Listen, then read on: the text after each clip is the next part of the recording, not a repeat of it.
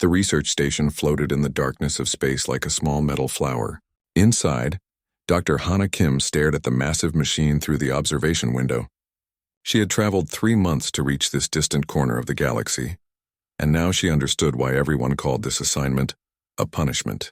The machine stood in the center of the largest cargo bay on Meridian 7 station. It was huge, nearly 300 meters tall, shaped roughly like a giant person made of crystal and metal. The surface gleamed under the bright lights, showing patterns that seemed to flow and shift when she looked at them too long. Every scientist in the galaxy wanted to know what it was and what it could do. But after 6 months of trying everything, the machine had never moved, never spoken, never even blinked. Hana pressed her hand against the cold window. She was tired from the long journey, and her patience was already wearing thin.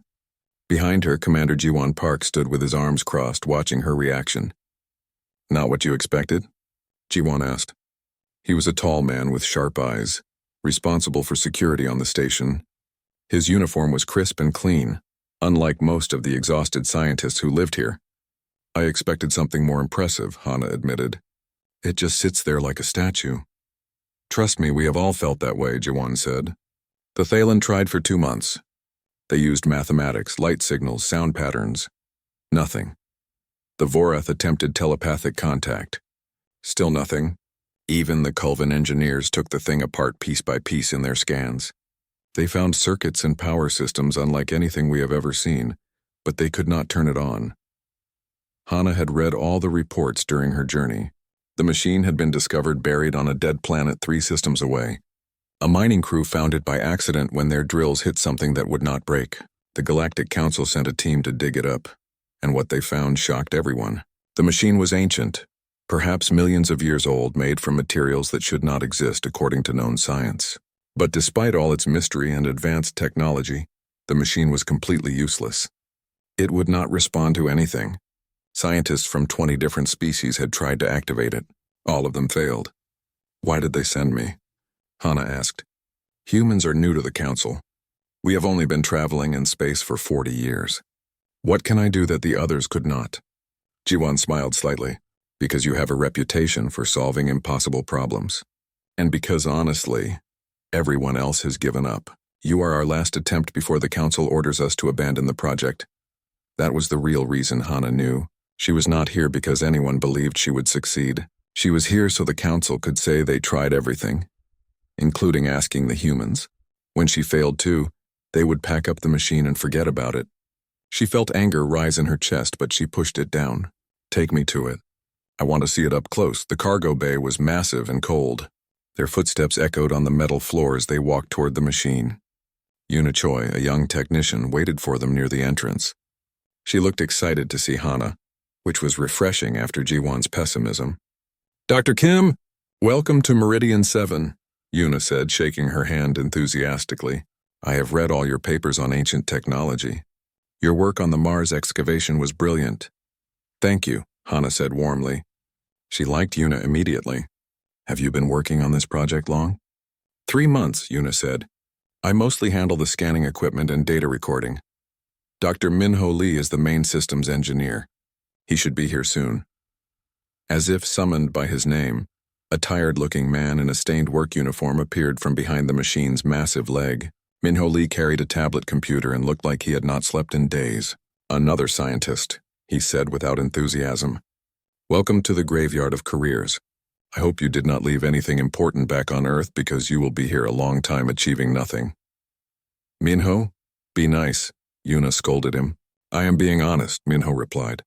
"I have spent 4 months running power tests, structural analysis, and material studies. This thing is a masterpiece of engineering, but it is also a very expensive and very frustrating piece of decoration." Hana walked closer to the machine, ignoring their conversation. Up close, it was even more impressive. The surface was not smooth but covered in tiny patterns like writing in a language that hurt to look at. The crystal parts glowed faintly from within, as if something inside was almost alive but not quite. She reached out slowly and touched it. The surface was cold and smooth like touching ice. Nothing happened. Hana moved her hand along the surface, feeling for anything unusual. The patterns under her fingers seemed to pulse very faintly, but that might have been her imagination. "Careful," Minho warned. Some of the edges are sharp. We lost a Thalen researcher to a bad cut last month. Well, we did not lose him, but he had to spend 2 weeks in medical. Hana continued her examination, moving around the massive foot of the machine. She was so focused that she did not notice a protruding edge until it was too late. A sharp piece of metal caught her palm and sliced it open. "Damn," she hissed, pulling her hand back. Blood welled up from the cut, bright red against her pale skin. "I literally just warned you," Minho said, but he was already moving toward her with a medical kit. Hana pressed her other hand against the wound, but some blood had already dripped onto the machine's surface. She watched the red drops slide down the crystal metal surface, expecting them to simply fall to the floor. Instead, something impossible happened. The blood touched the machine and seemed to sink into it. For just a moment, less than a second, a pulse of soft blue light traveled through the crystalline structures inside the machine. It started where her blood touched and spread upward, racing through the patterns like lightning through glass. Then it was gone, so fast that Hana wondered if she had imagined it. "Did you see that?" she asked, her voice tight. "See what?" Jiwon stepped forward, his hand moving instinctively toward his weapon. The light. The machine glowed. Just for a second.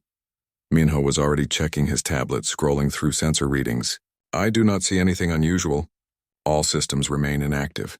No power signatures, no energy fluctuations." "I saw it," Hana insisted. "When my blood touched it, the machine reacted." Yuna looked excited. "That would be incredible. No one has gotten any response before. We should run tests, analyze your blood, compare it to other species." "It was probably nothing," Minho interrupted. "Maybe a reflection from the lights or sensor glare. This thing has fooled us with false positives before." But Hana knew what she saw. The machine had reacted to her. To her blood. To something human. She looked up at the towering figure above her. In the harsh lights of the cargo bay, it looked like an ancient warrior standing guard over secrets no one could understand. But for just a moment she thought she saw something else. Not a dead relic, but something waiting. Something that had finally found what it was looking for. Jiwon insisted on taking her to medical to treat the cut properly. As they walked away, Hana looked back at the machine one more time. It stood motionless and silent as always, keeping its secrets. But deep in her mind, a thought took root and would not let go. The machine had responded to her. To human blood. That meant something, even if no one else believed it yet. She would prove it. She would make the machine speak, no matter what it took. 3 days passed, and Hana felt like she was losing her mind. She ran every test she could think of on her blood sample. She compared it to blood from the other 2 humans on the station. She analyzed the chemical composition, the genetic markers, even the iron content. Nothing explained why the machine had reacted to her blood or if it had reacted at all. The other scientists were not helping. Talon Vross, the senior Thalen researcher, made his opinions clear during the daily briefing. The Thalen looked like a giant mantis with multiple eyes and clicking mandibles that made his voice sound like scraping metal. "The human sees patterns where none exist," Talon announced to the gathered scientists. "Our sensors detected no energy response. This is wishful thinking from a species desperate to prove their worth to the Council." Hana felt her face grow hot with anger, but she kept her voice calm. "I know what I saw," the machine responded. "Humans have excellent imaginations," Talon replied. "This is known. Perhaps you should write fiction instead of wasting Council resources on fantasy." Several alien scientists made sounds that might have been laughter. Hana clenched her fists under the table. She wanted to argue more, but Overseer Qualix, the Vorath administrator, interrupted them. Qualix was an energy being, looking like a floating cloud of purple light with a vaguely humanoid shape. Its voice sounded like wind chimes. "This debate is unproductive. Dr. Kim will continue her research. If she finds evidence, she will present it. Until then, we proceed as normal." Normal meant failure. Normal meant everyone had given up except her. After the briefing, Minho found her in the cafeteria, staring at her food without eating.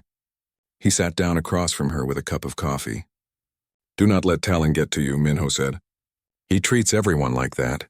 Last month he told a Colvin engineer that her species peaked intellectually 3,000 years ago." "How do you stand it here?" Hana asked. "Working on something that never works with people who think we are stupid?" Minho shrugged. "The pay is good, and someone has to represent humanity out here, even if we are just watching alien scientists fail at the same things we fail at." He took a sip of coffee. But between you and me, I believe you saw something. The machine is strange.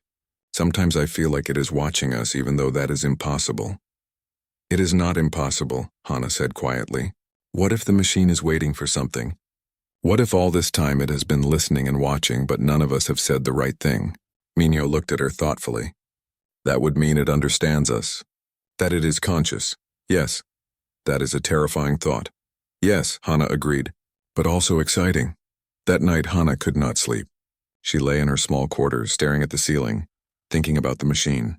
Everyone had tried technology to activate it. They used computers, power sources, and complex mathematical formulas. But what if the machine did not want any of that? What if it wanted something simpler? At 2 a.m. station time, Hana gave up on sleep. She dressed and made her way to the cargo bay. The night shift meant fewer people around.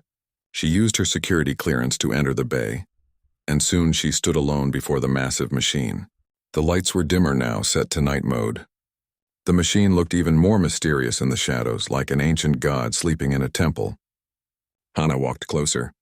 She felt foolish, but she was tired of feeling helpless. She had tried science. Now she would try something else. Hello, she said quietly. Her voice echoed in the vast space. I do not know if you can hear me. I do not know if you understand anything we have been doing, but I wanted to talk to you. The machine did not respond. Hana had not expected it to, but disappointment still filled her chest. Everyone thinks I am stupid, she continued, switching from Galactic Standard to English without thinking about it. English was her first language, the language she thought in when she was tired or emotional. They think humans are too primitive to understand you. Maybe they are right. We only joined the galactic community 40 years ago. Every other species here has been traveling the stars for thousands of years. She sat down on the floor, leaning against the machine's massive foot. The metal was cold through her uniform, but she did not care. I have spent my whole life studying ancient things, Hana said in English, her voice soft. On Earth, we dig up ruins from civilizations that died thousands of years ago. We find their tools, their buildings, their art. And from those broken pieces, we try to understand who they were and what they wanted. That is what I do. I give voices to the silent and forgotten. She laughed bitterly. But you're not forgotten, are you? You are just stubborn. Or maybe we are not asking the right questions. I do not suppose you understand any of this. We are all just wasting our time here. The machine's eyes ignited with brilliant blue light. Hana scrambled backward, her heart hammering in her chest. The entire structure began to hum, a sound like 1,000 bells ringing in harmony. Segments along the machine's body that had never moved before suddenly shifted and adjusted. Joints flexed. Crystal panels glowed from within. The machine moved. It turned its massive head downward, and those glowing blue eyes focused directly on Hana. She could not move, could not breathe. Terror and wonder filled her in equal measure. Then the machine spoke. The voice was clear and strong, coming from everywhere and nowhere at once. It spoke in perfect English with an accent that sounded almost military. Human presence confirmed. Awaiting orders, Commander. The machine straightened its posture, and Hana recognized the stance immediately. It was standing at attention, like a soldier awaiting commands from a superior officer. Oh my God, Hana whispered, still in English. Identity confirmed, the machine said. Language authentication successful. Designate yourself, Commander. Hana's mind was racing. The machine spoke English. It called her Commander. It was obeying her or trying to. This was impossible, insane, and absolutely happening right in front of her. My name is Hana Kim, she managed to say, her voice shaking. Designation accepted. Welcome, Commander Kim. This unit is Sentinel-09 Guardian-class defense platform. All systems nominal. Awaiting operational orders. Alarms began blaring throughout the station. The machine's activation had triggered every sensor and security protocol. Hana heard running footsteps and shouting voices. Within seconds, armed security personnel burst into the cargo bay, weapons drawn. Commander Jiwon Park led them, his face pale with shock. Hana, get away from it! But the machine made no threatening moves. It simply stood there perfectly still, its glowing eyes fixed on Hana. It is okay, Hana called out, trying to sound calm even though her hands were shaking. It is not attacking, it is waiting for me. Waiting for you? Jiwon approached carefully, his weapon still raised. What did you do? I spoke to it, Hana said. In English. More people arrived. Scientists, engineers, station personnel. Within minutes, the cargo bay was full of shocked faces staring at the now active machine. Yuna pushed through the crowd, her eyes wide with excitement. It is working. The machine is finally working. Minho was right behind her, his tablet already out and recording data. Power readings are off the scale. Whatever it is using for energy, it is nothing we have ever seen before. Talon Vross arrived, his many eyes fixed on the machine with what might have been disbelief. Impossible. This cannot be happening. But it was happening. After 6 months of silence, the ancient machine had awakened. And it had awakened for a human. Overseer Qualix floated into the bay, its energy form pulsing rapidly with what Hana had learned to recognize as agitation. Dr. Kim, explain immediately what occurred. Hana stood up slowly, never taking her eyes off the machine. I spoke to it in English, my native language, and it responded. It called me Commander. It is waiting for orders. Orders? Qualix's voice rose. This machine takes orders from you? From humans, Hana corrected. I think.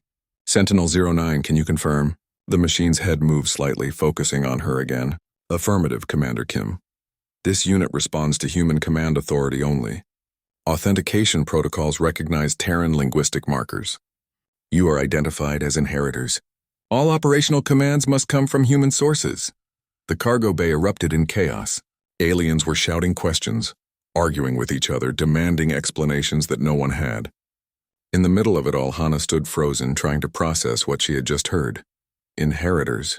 The machine had called humans inheritors. Inheritors of what and why? She looked up at Sentinel-09, standing tall and patient, waiting for her next command. An ancient machine from a dead civilization, built by beings unknown, programmed to obey humans specifically. Nothing about this made sense. But Hana knew one thing with absolute certainty. Everything had just changed. For her, for humanity, and for the entire galaxy. The silent machine had finally spoken, and it had chosen to speak to them.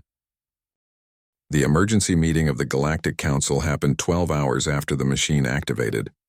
Hana watched it through a video screen in the station's conference room, feeling like she was watching her own trial.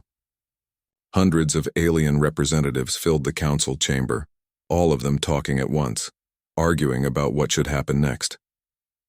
Ambassador Doyun Shin represented humanity in the chamber. He was an older man with gray hair and a calm face that hid whatever he was really feeling. Hana had met him briefly when he arrived on the station 6 hours ago, along with a team of human diplomats, linguists, and military advisors. Everyone was moving fast and no one seemed to know what to do. This is unacceptable, roared a Kulvan representative, a large reptilian creature with scales like armor. Humanity has been part of this council for barely 40 years. They are infants compared to the rest of us. How can an ancient machine older than any known civilization be programmed to obey them? Perhaps it is a trick, suggested a Vorath council member. Humans could have planted this machine to gain power and influence. Doyun's voice cut through the noise, quiet but firm. With respect, that theory is ridiculous. The machine was discovered by a Thalen mining crew 3 years before we even knew about it. Our species did not have deep space travel capabilities when this excavation began.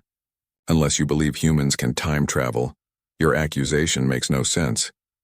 Then explain how this is possible, another alien demanded. We cannot, Doyun admitted, but we are trying to find out. Dr. Kim is conducting interviews with the machine right now. In the station's secure bay, Hana sat in a chair facing Sentinel-09. The machine had not moved from its position since activating. It stood perfectly still, only its glowing eyes showing that it was aware and active. Commander Ji-1 stood nearby with armed guards just in case. Professor Jae-Sung Kang, who had arrived with Doyun, sat next to Hana with a recording device. Jae-Sung was an expert in ancient languages and military history. He was younger than Hana expected, maybe in his early 30s, with sharp, intelligent eyes that never stopped observing details. Sentinel-09, Hana said in English, feeling strange about talking to a giant machine like it was a person. Can you tell us who built you? Negative, Commander, the machine replied. That information is classified under Founder Protocol 7. I am not authorized to reveal details about my creators until command authority has been fully verified. What does that mean? Jae-Sung asked. What is command authority?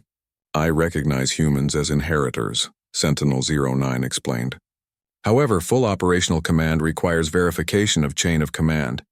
I must confirm that current human leadership has achieved the necessary technological and social development markers set by the founders. Hana exchanged glances with Jae-sung. The founders. Are those the beings who built you? Affirmative. The founders created my kind approximately 50,000 of your years ago. We were placed throughout the galaxy with specific protocols and purposes. 50,000 years. Hana tried to imagine that span of time. 50,000 years ago, humans were still living in caves hunting with stone tools. They had barely discovered fire. Why English? Jae-sung leaned forward, his curiosity obvious. Why does a machine built 50,000 years ago respond to a human language that is only a few centuries old? The founders did not program me with your language, Sentinel-09 said. They programmed me with genetic and linguistic markers that would develop in the inheritor species over time. When I scan your biology and hear your speech patterns, I recognize specific quantum signatures that match the founder specifications. What you call English contains authentication codes at a fundamental level that my systems recognize. That is impossible, Minho said from where he stood near his monitoring equipment. Languages evolve naturally. No one can program them. The founders could, Sentinel-09 replied simply. They shaped the development of many species across the galaxy, including yours. They left markers in your genetic code and influenced the evolution of your proto-languages. When humanity developed space travel and reached a certain level of civilization, those markers would activate my recognition protocols. Hana felt cold. Are you saying the founders manipulated human evolution? Not manipulated, guided, subtly influenced. The founders visited your world during your species development and identified you as potential inheritors. They ensured that when you reached the stars, you would be able to activate machines like me. Why? Hana asked. Why humans? There are thousands of species in the galaxy. Many of them are older, more advanced, more powerful than us. That information is classified, Sentinel-09 said. I am not authorized to explain the founders' selection criteria until command verification is complete. Jae-sung made notes on his tablet. What can you tell us? What is your purpose? I am a Sentinel-class defense platform, the machine answered. My primary function is to protect inheritor populations and interests. My secondary function is to evaluate inheritor worthiness. I am a test, Commander Kim. A test for what? To determine if humanity should receive full access to the founder's inheritance. I and others like me were left throughout the galaxy as guardians and judges. We watch, we wait, and we evaluate. The room fell silent. Hana felt the weight of those words pressing down on her. This was not just about one ancient machine. There were others. And they were all testing humanity somehow. Outside, the political situation was getting worse by the hour. The news spread across the galaxy within a day, an ancient superweapon that responded only to humans. The implications were staggering, and not everyone was happy about it. 3 days after the activation, Hana was summoned to another meeting. This time, Doyen looked worried. The video screen showed military ships gathering near the station. Lots of them.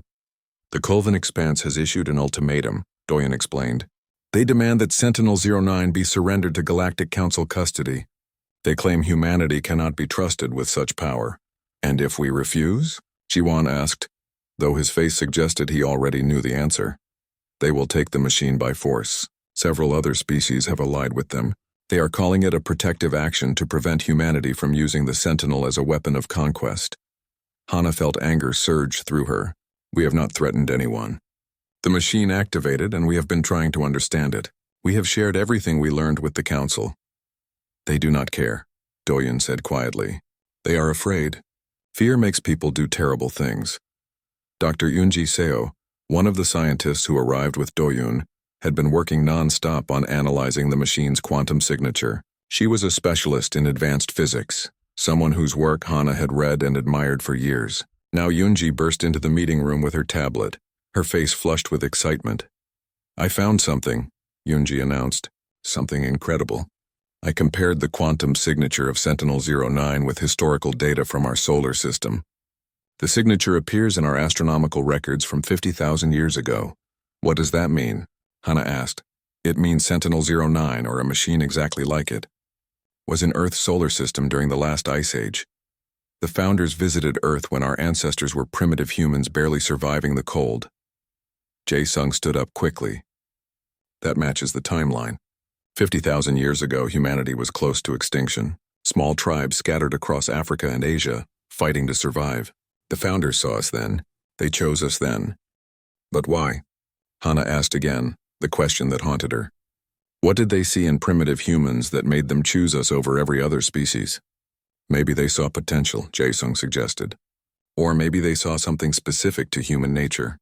Something worth preserving and testing. Hana turned to the video screen showing Sentinel-09 in the cargo bay. Sentinel, why did the founders choose humanity? The machine was silent for a long moment. Then it spoke, and its voice seemed almost sad. The founders gave me many protocols, Commander. But the answer to your question is something you must discover yourself. That is part of the test. I can tell you this much. The founders did not choose the strongest species or the smartest or the oldest.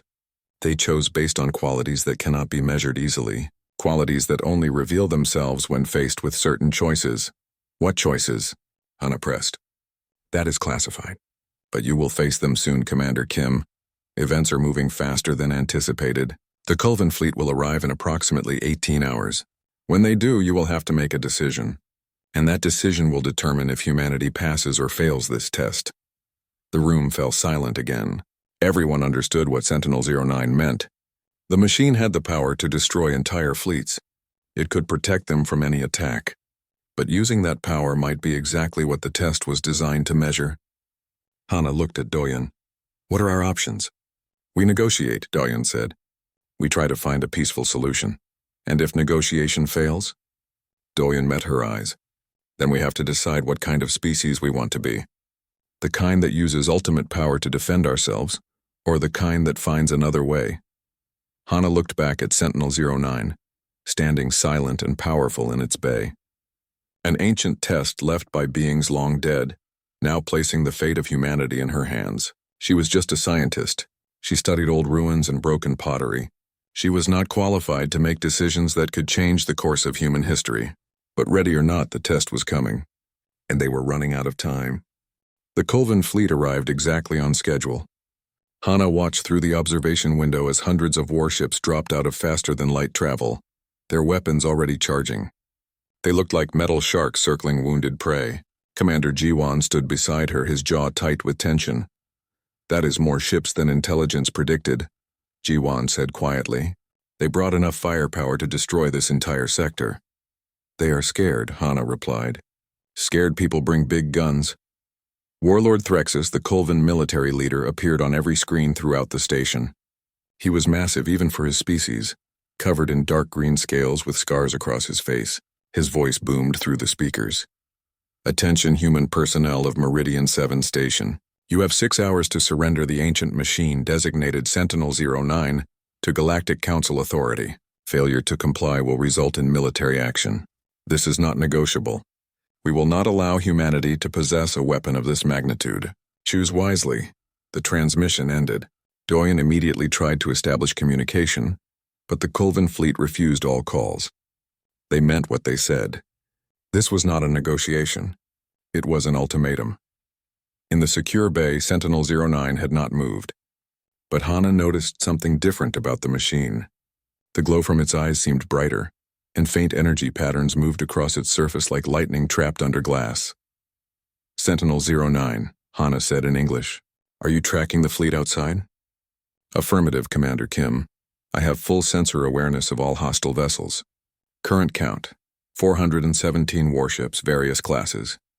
Estimated crew, approximately 2 million sentient beings. 2 million lives, Hana thought. 2 million people following orders, probably scared themselves, doing what their leaders told them was necessary to protect the galaxy.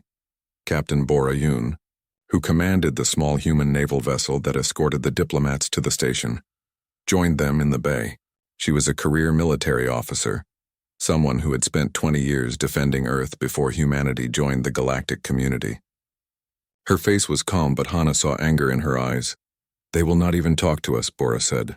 Ambassador Doyeon tried every diplomatic channel. The Culven have made up their minds. 6 hours, then they attack. Can we evacuate the station? Hana asked, Not in 6 hours, G1 answered. We have over 3,000 people here, multiple species. Our transport ships cannot move that many people that quickly. Then we fight, Bora said flatly. My ship and the station defenses against their fleet.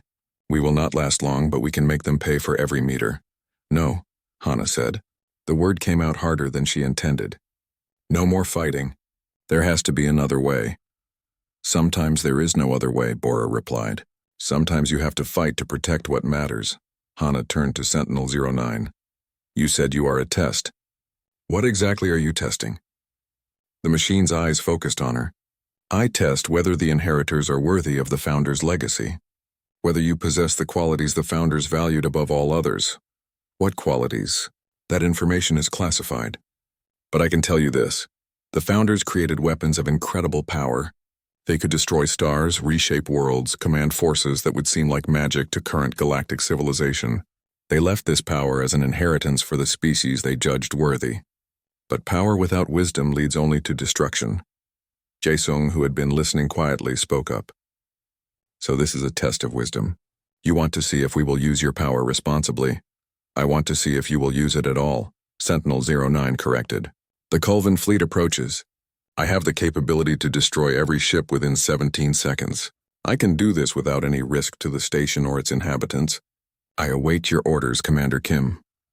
The weight of those words pressed down on Hana like a physical force. The machine was offering her the power to win. Total victory, no risk, no casualties on her side. All she had to do was give the order. If I order you to destroy the fleet, what happens? Hana asked. I will execute your command with complete efficiency. All hostile vessels will be eliminated. The threat will end permanently. And if I do not give that order, then the Culven fleet will attack in approximately 5 hours and 43 minutes. Station defenses will be overwhelmed in 11 minutes. Estimated casualties, 3,217, assuming complete evacuation failure. However, I can still protect all life on this station without offensive action, if you order it. Hana closed her eyes. She thought about the Founders, those ancient beings who visited Earth 50,000 years ago. They saw primitive humans struggling to survive in a harsh world. What made them choose humanity? What quality did they see that they wanted to preserve and test? She opened her eyes and looked at Jae-sung. You study ancient human history. What separated successful civilizations from those that destroyed themselves? Jae-sung thought for a moment. Many things. But if I had to choose one quality, it would be restraint. The greatest human civilizations were not the ones with the most powerful weapons. They were the ones that knew when not to use them. Restraint, Hana repeated quietly. She looked at Bora. Captain, in your military training, what is the first rule of engagement? Protect your people, Bora answered immediately. Defend those who cannot defend themselves. And after that? Bora hesitated. Minimize casualties. Even enemy casualties. A good commander does not waste lives, any lives, if there is another option. Hana turned back to Sentinel-09. The machine waited patiently, ready to follow whatever order she gave. The power to destroy an entire fleet, handed to her like it meant nothing. 2 million lives that could end with a single word. Sentinel-09, you said the Founders valued certain qualities. Did they value mercy? The machine was silent for a long moment. Then it spoke, and its voice seemed different somehow, warmer. The Founders valued many things, Commander Kim. But yes, mercy was among them. Also compassion. The ability to see enemies as people, not just threats. The wisdom to know that power is most impressive when it is not used. Then I think I understand the test, Hana said. She felt calm now, certain in a way she had not felt before. You are not testing whether we can use your power. You are testing whether we know when not to use it. That is a significant part of the evaluation, Sentinel-09 confirmed. Doyen entered the bay, his face gray with stress. The Culven will not negotiate. Other fleets are arriving too, species that see this as an opportunity to weaken humanity before we become a threat. We have maybe 4 hours before they attack. I know what we have to do, Hana said. She looked at each person in the room, these humans who represented their species in this moment. We pass the test. We show the galaxy what humanity really is. How? Doyen asked. Hana turned to Sentinel-09. I have orders for you. First, you will not destroy the Culven fleet or any other hostile vessels. Second, you will extend your defensive shields to protect this entire station and everyone on it. Third, when they attack, you will disable their weapon systems only. No casualties. No destroyed ships. Just remove their ability to hurt us or anyone else. Acknowledged, Sentinel-09 replied. Clarification. Disabling weapons without destroying vessels will be more difficult and require more precise targeting. There is a small chance of mission failure. I accept that risk, Hana said. I would rather risk failure than guarantee the deaths of 2 million people who are just following orders. Bora looked at her with surprise and something that might have been respect. That is a hell of a gamble, Doctor. Yes, Hana agreed. But I think that is the point. The founders did not leave these machines to create more warriors. They left them to find species who would choose a harder path. Who would risk losing rather than win through slaughter? Jiwan shook his head slowly. You are either brilliant or insane. I am not sure which. Maybe both, Hana admitted. But it feels right. Sentinel-09, one more question. If we fail, if the Kulvan destroy the station despite your defenses, what happens then? If you die, Commander Kim, command authority passes to the next ranking human. My mission continues. I will continue to evaluate humanity based on the choices all of you make. Not just yours. Good, Hana said. Because this is not just my choice. This is humanity's choice. We all decide together what kind of species we want to be.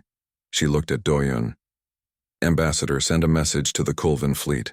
Tell them we will not surrender the machine, because we cannot control it. Sentinel-09 follows its own protocols. But tell them we have ordered it to only use defensive measures. We will not fire first. We will not attack them. But we will protect the lives on this station. Doyun nodded slowly. They might see that as weakness. Maybe, Hana said. Or maybe they will see it as strength. Real strength. The kind that does not need to prove itself through violence. 4 hours later, the Kulvan fleet attacked. Weapons fire filled the space around Meridian 7. A storm of energy and destruction. The station shook as the first impacts hit. Then Sentinel-09 moved. The machine raised one massive hand, and shields of pure energy expanded outward, forming a sphere around the entire station. The Kulvan weapons hit the shields and dispersed harmlessly. Inside, the station was perfectly safe, as calm as if nothing was happening. Sentinel-09 began its precise work, targeting each ship individually, sending focused energy pulses that overloaded weapon systems without harming the vessels themselves. It was surgical, perfect, and took exactly 90 seconds. When it was done, the Kulvan fleet floated in space, powerless but intact. Every ship disabled, every crew member alive and unharmed. And the entire galaxy was watching. The silence after the battle was stranger than the chaos during it. Hana stood at the observation window, looking at the disabled Kulvan fleet floating helplessly in space. 417 ships, all intact, all crewed by living people who had expected to die in battle. Instead, they were simply stuck, unable to fight or flee, forced to wait and think about what had just happened. They are requesting communication, Jiwan said from his station. Warlord Threxus wants to speak with you. Hana took a deep breath. Put him through. The screen flickered, showing Threxus in what looked like his command ship's bridge. Behind him, Hana could see Kulvan officers working frantically at dead controls. The warlord's face was difficult to read, but his voice was different from before. The aggressive confidence was gone. You spared us, Threxus said. It was not a question, but he sounded like he could not quite believe it. Yes, Hana replied simply. We came to destroy you, to take your machine by force. We attacked your station with intent to kill, and you disabled our weapons but left us alive. Threxus leaned forward. Why? Because killing you would have been easier, Hana said. And easy is not always right. You were afraid of what humanity might do with this power. We wanted to show you what we choose to do with it. Threxus was quiet for a long moment. You could have wiped out our entire fleet in seconds. My tactical officers have analyzed your machine's capabilities. We had no chance. Yet you chose the harder path, the one with more risk. Yes, Hana said again. That is either great wisdom or great foolishness, Threxus said. I am not yet certain which. Maybe both, Hana admitted. But it is who we are, or who we are trying to be. The communication ended. Hana felt exhaustion crash over her like a wave. She had not slept in almost 30 hours, and the stress was catching up to her, but there was no time to rest yet. Sentinel-09 was broadcasting on all frequencies, sending a message to every species in the galaxy. Hana listened to it through her communication device, hearing the machine's voice echo across light years of space. Attention all spacefaring civilizations. This is Sentinel-09, Guardian-class defense platform speaking on behalf of the founders. After 50,000 years of dormancy, my evaluation protocols have been triggered. The inheritor species has been identified as humanity of the planet Earth.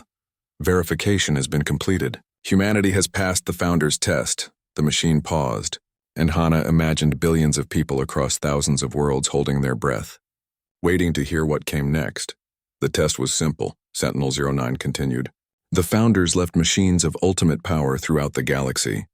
They waited to see which species would find them, and what those species would do with that power. Humanity found me. Humanity awakened me, and when given the choice between easy victory through destruction or difficult victory through restraint, humanity chose restraint.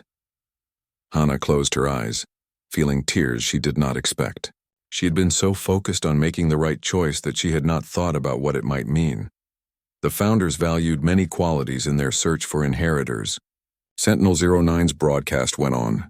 They valued intelligence, courage, and determination. But above all, they valued wisdom. The wisdom to know that the greatest power is the power to choose mercy over vengeance. The wisdom to protect rather than destroy. The wisdom to risk losing rather than win through slaughter of those who oppose them. Across the cargo bay, Sentinel-09 turned to face Hana directly. It spoke to her now, not to the galaxy, in a quieter voice that only those in the room could hear. Commander Kim, I am authorized to reveal classified information now that the test is complete. The founders visited Earth 50,000 years ago during your ice age. They observed your ancestors, small tribes of humans struggling to survive. They saw something remarkable. What did they see? Hana asked, her voice barely above a whisper. They saw humans sharing food with the weak who could not hunt. They saw humans caring for the injured who could not contribute. They saw humans making art, telling stories, and comforting each other in the dark. Other species in the galaxy survived through strength or intelligence. Humans survived through compassion and cooperation. The founders believed that if humanity ever reached the stars, these qualities would still define you. Today, you proved them correct. Minho, who had been recording everything, looked up from his equipment with tears on his face. We passed because we were kind? You passed because kindness is harder than cruelty, Sentinel-09 answered. Power tests, character. You were given the power to destroy your enemies without risk or consequence, and you chose to protect them instead. That is worthy of the founders' inheritance. What inheritance? Doyen asked. What exactly have we inherited? All remaining Sentinel platforms are now online and responding to human command authority, Sentinel-09 said. There are 743 of us placed throughout the galaxy. We are yours to command, to protect humanity and its interests. But we are also yours to guide. We will follow your orders, but we will also evaluate your continued worthiness. The test never truly ends, Commander. Every choice you make from now on will be judged. The magnitude of it hit Hana like a physical blow. Not one ancient machine, but hundreds. All across the galaxy, waking up ready to follow human commands. Humanity had just gone from being a minor species to potentially the most powerful force in galactic civilization, and the responsibility for that power rested on them. Yuna entered the bay, looking overwhelmed. Dr. Kim, we are receiving reports from all over. Other Sentinels are activating on dozens of worlds. They are all broadcasting the same message. Humanity has been confirmed as inheritors.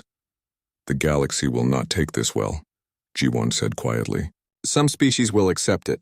Others will see it as a threat. Then we must prove we are not a threat, Hana said. We must prove every day that the founders chose correctly. Captain Bora approached her. The Human Naval Command is sending orders. They want to know how to coordinate with the Sentinels, how to integrate them into our defense network. No, Hana said firmly. Everyone looked at her in surprise. The Sentinels are not weapons. They are guardians and judges. We do not integrate them into military command. We ask them to help protect life, any life, throughout the galaxy. We share them with the galactic community, not hoard them for ourselves. That is a very idealistic view, Bora said carefully. Some people will see it as naive. Maybe, Hana agreed. But if we start treating the Sentinels as weapons for conquest, we fail the test. We become exactly what others fear we might be. Doyen nodded slowly. She is right. We must establish protocols immediately. The Sentinels will serve as peacekeepers under Galactic Council oversight, not as humanity's private army. We use them to prevent wars, not to win them. Some humans will not like that, Jiwan warned. There are people on Earth and the colonies who will want to use this power for human advantage. Then we educate them, Hana said. We help them understand what we learned here. Power is not about dominance. It is about responsibility. 6 months passed. The galaxy changed in ways no one could have predicted. The Galactic Council reorganized, with humanity taking a seat as a senior member species. The Sentinels served as peacekeepers, their mere presence preventing conflicts before they started. Some species resented humanity's new status. Others respected it. A few became genuine allies, seeing that humans were trying to use their inheritance wisely. Hana remained on Meridian 7, now designated as the primary research station for Founder technology. She spent her days learning from Sentinel-09, uncovering the secrets of an ancient civilization that had vanished long before any current species evolved. On a quiet evening, station time, she stood in the cargo bay alone with Sentinel-09. The machine had become something like a friend, though she still found it strange to think of a giant war machine that way. Do you ever question their choice? Hana asked in English, the language that felt most comfortable for these personal conversations. The Founders, I mean. Do you ever wonder if they chose correctly? Sentinel-09's blue eyes glowed softly in the dim light. I do not question the Founders, but I observe and I learn. I have watched humanity for 50,000 years from a distance waiting for you to reach the stars. I have seen your wars, your cruelties, your mistakes. But I have also seen your art, your love, your endless capacity to hope and forgive. You are a complicated species, Commander Kim. That is an understatement, Hana said with a slight smile. The Founders understood that any species worthy of their legacy would be complicated. Sentinel-09 continued. Perfect beings do not need tests. They do not need to grow or learn. The Founders did not choose the best species. They chose the species with the potential to become better. That is humanity. Hana thought about the Colvin fleet still being repaired in nearby space. Threxus had sent her a personal message last week, grudgingly admitting that perhaps humanity was not the threat he feared. Small steps, small changes, but changes nonetheless. What if we fail? Hana asked quietly. What if someday humanity makes the wrong choice? What if we use your power for conquest or destruction? Then we will stop responding to you, Sentinel-09 said simply. The test continues, Commander. Every generation of humans will be evaluated. The Founders built us to serve, but also to judge. If humanity proves unworthy, we will return to dormancy and wait for another species to find us. That is a heavy burden, Hana said. Yes, Sentinel-09 agreed. But burdens shape character, and character is what the Founders valued most. You were tested with power, Commander Kim, and you chose wisely. Now your species must continue to choose wisely, again and again for all the years to come. Hana looked out the window at the stars. Somewhere out there, hundreds of other Sentinels stood watch, waiting to see what humanity would do with the gift they had been given. It was terrifying and exhilarating and overwhelming all at once. But as she stood there, thinking about her ancestors huddled around fires 50,000 years ago, sharing food and stories and hope, she felt something unexpected. She felt ready. Humanity had passed the test not because they were perfect, but because they tried to be better. And that perhaps was enough. The machine had refused to obey any command until it heard English and stood to attention. But the real test was never about obedience. It was about what commands would be given, and humanity had chosen to command with mercy. Outside, the stars waited, full of possibilities and challenges yet to come. But for the first time, humanity faced them not as junior members of galactic civilization, but as inheritors of something ancient and precious. The responsibility to use power wisely, the wisdom to choose kindness over cruelty, and the courage to keep choosing no matter how hard it became. Sentinel-09 stood silent in the bay, watching over them all, waiting patiently for the next test, the next choice, the next moment when humanity would prove who they really were. And deep in its quantum processing systems in circuits designed by beings long dead, the machine felt something its creators might have called hope. Humanity had passed, now they just had to keep passing, one choice at a time for all the days to come.